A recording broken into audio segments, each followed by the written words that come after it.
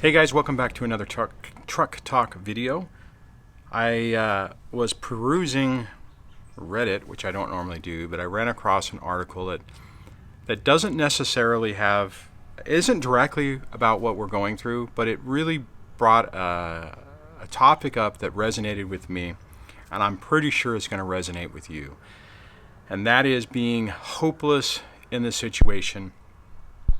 The article was about a young lady who had some very disturbing things happening with her mom and a boyfriend pertaining to her. She was like in her early 20s, and she was really worried about her sister and was trying to do things to protect her sister, even called CPS, had the police look into some things, and the cops basically came back and said, nothing illegal has happened yet. And it reminds me of my situation, and it reminds me not particularly that, but just the concept of basically feeling hopeless. And that's ultimately what she had said in the article, is that no one would help her. She's screaming from the rooftops, and everyone's like, meh, call us when something real happens. And I know a lot of us, when we go through these situations, that's exactly how we feel. We feel like the system is not helping, that we're all alone, and there's nothing left that we can do. And when you realize that something's happening to you, it's relatively simple, kind of, to remove yourself from the situation. I know that's a little bit more complicated in reality and practice, but the reality is ultimately, when you make a decision, you can say, okay, I'm done, I'm getting out of here, I'm going to protect myself, and you have a little bit more control over your own personal actions. It's whenever, I wonder if you guys can hear the sirens. It's whenever you are trying to exercise your rights as a parent or a guardian to do something to take someone else out of harm's way, and you're thwarted at every step of the way because maybe you don't have custody, maybe you have joint custody, but you can't get anyone to see what's going on. Or you're being alienated and you're not allowed to interact with your kids, and you can't get anyone to listen to you. And it can feel incredibly hopeless. I think I'm going to pause for a moment and wait for this to go by, so maybe it'll be a little quieter. Oh. Sounds like it got... Okay, I'll just keep going. So that's the discussion point for this video, and I want to just run through some of this because it's a very common situation to get into, and you can feel completely lost, and you can feel completely hopeless about the situation. It's really tough when you're a parent and you're not allowed to exercise your rights as a parent. At the end of the day, you can only do the best you can do under the circumstances. Now, let me caveat that and say that what you didn't know yesterday and the decisions you made based on the information that you had yesterday is fine. The one thing you can do is to learn as much as you possibly can, understand as much as you possibly can, so you can help yourself and you can try to facilitate change in the process. The thing is,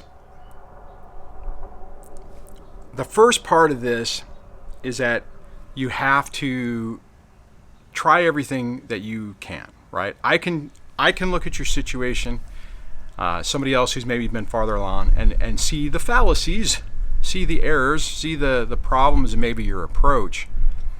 But I can tell you, even from my personal experience, that I've had to get to where I am today. I had to try certain things. I had to fight back. I had to try to convince people. I had to do all these different things. And if I know me, if I didn't try and fail, I would have never felt good about myself for not trying. Now, you have to be careful what you try, right? Because certain things can actually absolutely blow up in your face and make things worse. My point is that I don't expect anyone to look at their situation. Okay, what I'm trying to say is I can say to you, make an attempt and then focus on yourself, right? That is absolutely what you need to do. The problem is that to get from here to here, or from here to here, there's a gap there. You just don't get there automatically. You have to get to this point over here to where you've made your peace with everything that you've tried to accomplish some positive, that you've made you made some attempts and realized that it's not working. Okay, let me just give you a better example about this. And this is not going to be rise to the level of something really catastrophic where you feel helpless. But one of the things that was really frustrating for me is I was trying to get, like over here, I was trying to get the ex to follow the court order and be a good parent. Well, you guys know I say that you're never going to get that. You have to get over here to where you accept it and you deal in this reality. For me to go from here to here was a 2-year process of a lot of pain and frustration, a lot of mistakes, fighting with smear campaigns and flying monkeys, working with teachers to try to convince them of what was going on. And ultimately, I had to realize that there was nothing I could do about this scenario. All I could focus on was what I could do and trying to get to this mental state over here to where I could make the best of a bad situation. You guys have heard me talk often about double binds, and this is another example of that. It's like every decision is bad, right? I mean, I could have kicked up a huge fit, and if I would have had more money, I would have went back to court and did contempt charges and all that kind of stuff. But I was broke. I did everything I possibly could, and I couldn't move the needle. I mean, technically I could, but at the time it didn't feel like it. So you almost have to turn around and take a long-term view at what's going on. Again, it's the topic I mention a lot, where the example I use is of thinking about this as a war and as opposed to the battles. Sometimes those battles get you to win the war, but you also have to make sure that those little steps that all build up don't destroy you in the process. And it's a tough one to try to come to grips with, because I know that I really struggle with it. I had to beat my head against the wall and just get so emotionally broken, like I was talking about in that video the other day, to where I was just like, I can't do this anymore. I have to stop, because this is it's corrupting every part of my life. It's destroying my life. And if I don't stop it, it's going to kill me. And that was really the catalyst for me to say, okay, I have to approach this differently. Now, that's really tough whenever you're saying, okay, Duane, well, that's great, but I haven't seen my kids in 295 days. And that's catastrophic and traumatic. It absolutely is. And I'm very thankful that wasn't my scenario. But I also realized I was really close to that being my scenario. The ex was trying everything to try to get me to slip up, to make a mistake. And I was trying to protect my kids. I knew that if they were able to go off into the sunset, that it would be it would set their lives up for catastrophic implications. I mean, there's a possibility they could have come out okay, but I knew, looking at even my own personal experience, that, because that's what happened to me. I was not stuck with, but I ended up with my mom. I had no influence with my dad. I believed all the lies and the propaganda and all the manipulation, and it normalized it for me, which primed me, and more than likely primed you, for this entire scenario. And I knew that that's what was waiting my kids if I didn't do something. And I felt completely hopeless, completely scared, completely freaked out about it. And it was not a good situation. I felt hopeless.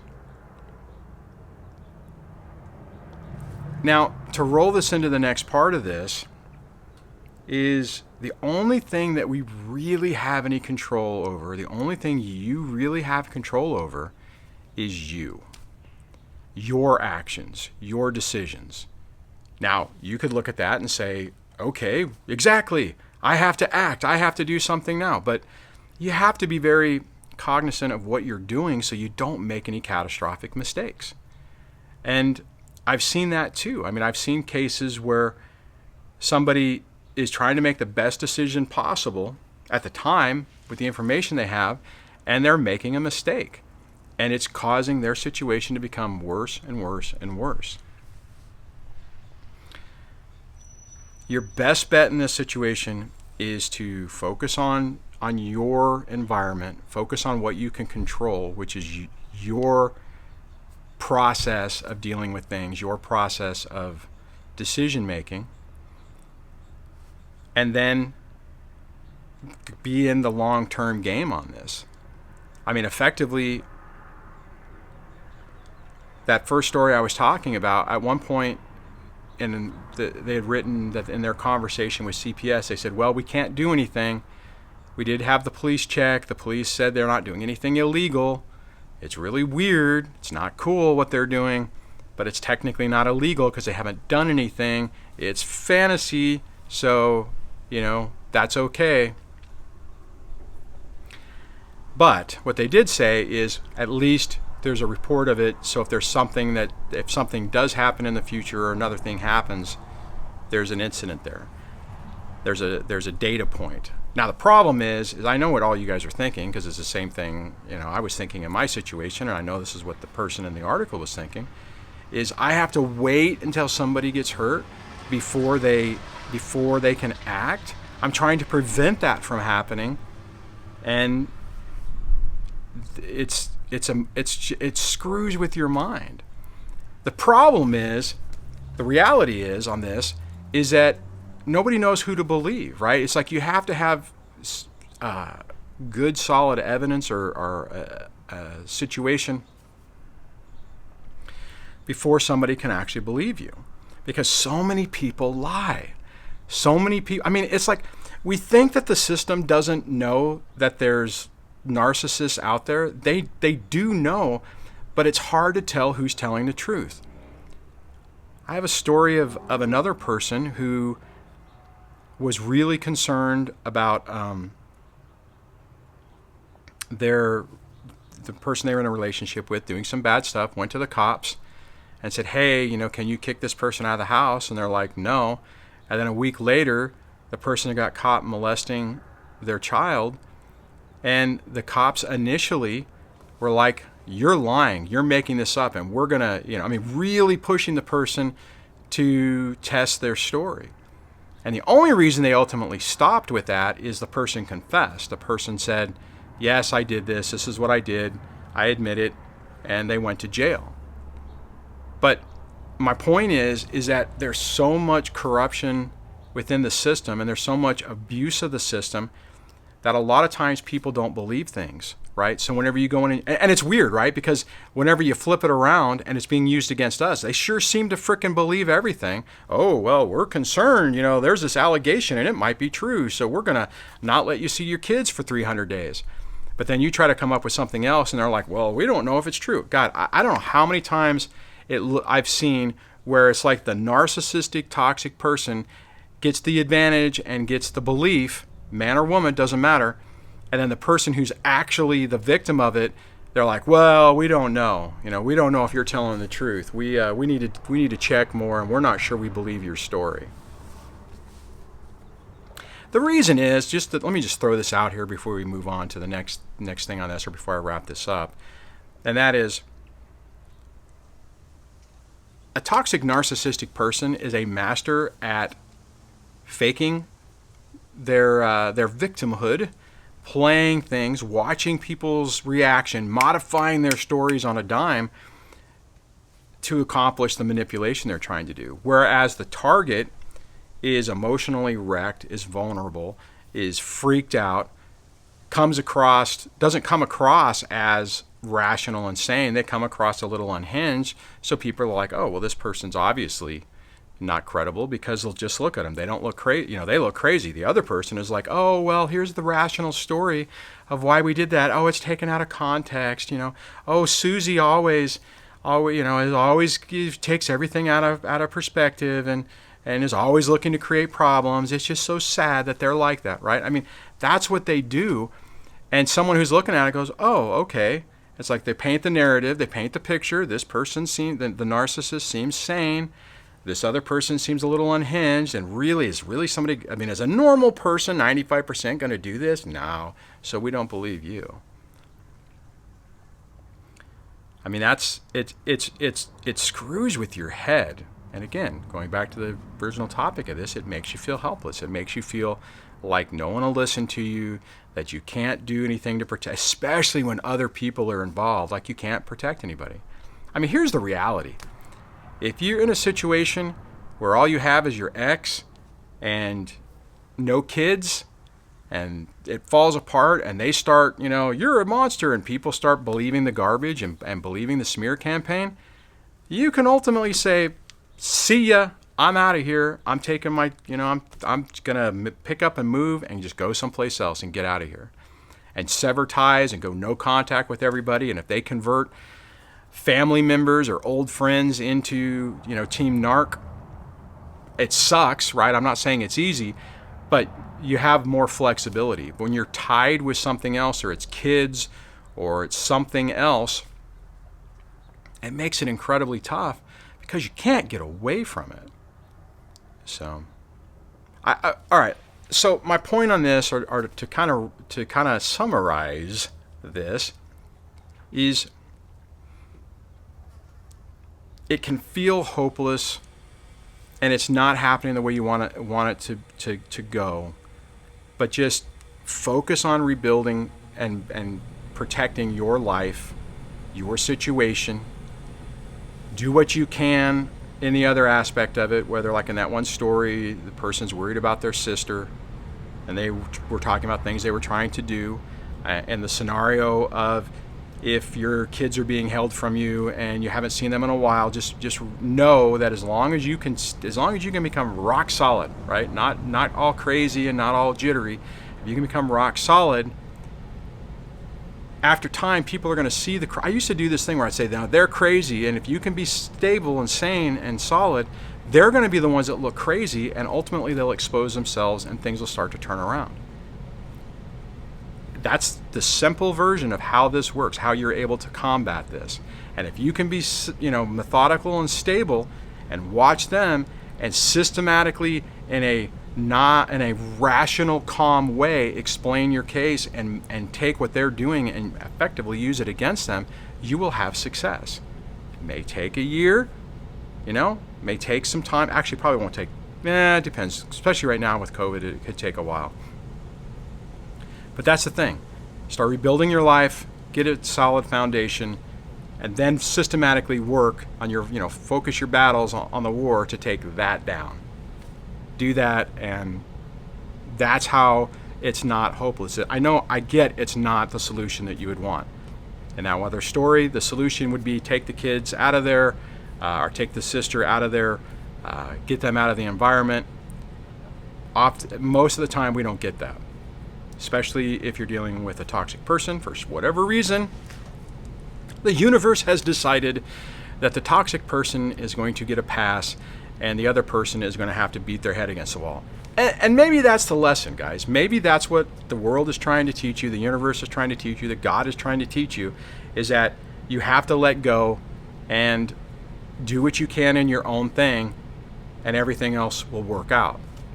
It screws with your mind. It's incredibly stressful, and it's just one of those things that are incredibly tough. So, I hope this is a good conversation. I hope that you can resonate with this. I would love to hear what your opinion of this.